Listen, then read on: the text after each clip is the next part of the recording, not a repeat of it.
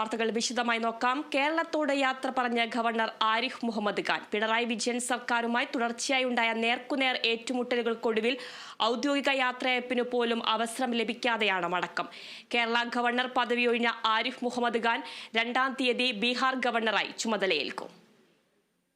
ഊർജ്ജം മുതൽ വ്യോമയാനം വരെയുള്ള കേന്ദ്ര മന്ത്രിസഭയിലെ നിർണായക വകുപ്പുകൾ കൈകാര്യം ചെയ്തതിന്റെ രാഷ്ട്രീയ പാരമ്പര്യവുമായാണ് 2019 സെപ്റ്റംബർ 6 സംസ്ഥാനത്തിന്റെ 22ാമത് ഗവർണറായി ആരിഫ് മുഹമ്മദ് ഖാൻ നിയമിതനായത്.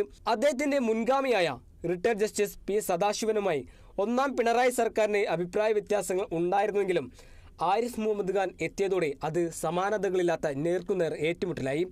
നയതന്ത്ര ബാഗേജിനെ സ്വർണ്ണക്കടത്തുമായി ബന്ധപ്പെട്ട് മുഖ്യമന്ത്രിയുടെ ഓഫീസിനെ സംശയ നിഴലിൽ നിർത്തി തുടർച്ചയായ പ്രസ്താവനകൾ, സർവകലാശാല വൈസ് ചാൻസലർ നിയമനവുമായി ബന്ധപ്പെട്ട വിവാദങ്ങൾ, SFIയുമായി തെരുവിൽ ഏറ്റുമുട്ടിയ നാടകീയ സംഭവങ്ങൾ, പിന്നാലെ നീരസം വ്യക്തമാക്കി രാജ്ഭവനിലെ ക്രിസ്മസ് വിരുന്നിൽ നിന്ന് മുഖ്യമന്ത്രിയും മന്ത്രിമാരും വിട്ടുനിന്നതിന്റെ ചൂടാറും മുമ്പാണ് ആരിഫ് മുഹമ്മദ് ഖാന്റെ ബീഹാർ ഗവർണറായുള്ള മാറ്റം. മലയാളത്തിൽ നന്ദി പറഞ്ഞാണ് ആരിഫ് മുഹമ്മദ് ഖാൻ മടങ്ങിയത്. സർവകലാശാല വിഷയത്തിലൊഴികെ സർക്കാരുമായി തനിക്ക് ഒരു പ്രശ്നമില്ലായിരുന്നുവെന്ന് അദ്ദേഹം പറഞ്ഞു. അതേസമയം മുഖ്യമന്ത്രിയും മന്ത്രിമാരും യാത്രയപ്പിന് എത്താത്തതിനെ കുറിച്ച് ആരിഫ് മുഹമ്മദ് ഖാൻ കുറ്റപ്പെടുത്തിയില്ല.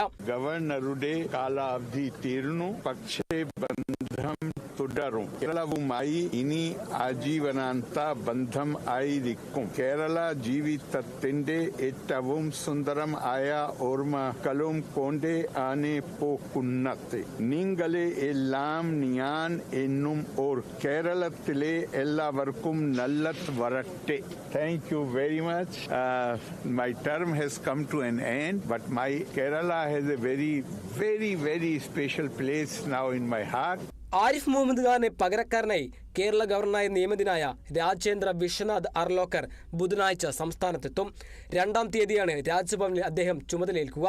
സംസ്ഥാനത്തെ ഭരണ സംവിധാനങ്ങളെ വരിഞ്ഞുമുറുക്കാൻ കേന്ദ്ര സർക്കാർ ഗവർണർ പദവിയെ രാഷ്ട്രീയമായി ദുരുപയോഗം ചെയ്യുകയാണെന്ന ഇടതു സർക്കാരിന്റെ ആരോപണങ്ങൾക്കിടയിലാണ് രാജേന്ദ്ര അർലോക്കറുടെ വരവ്.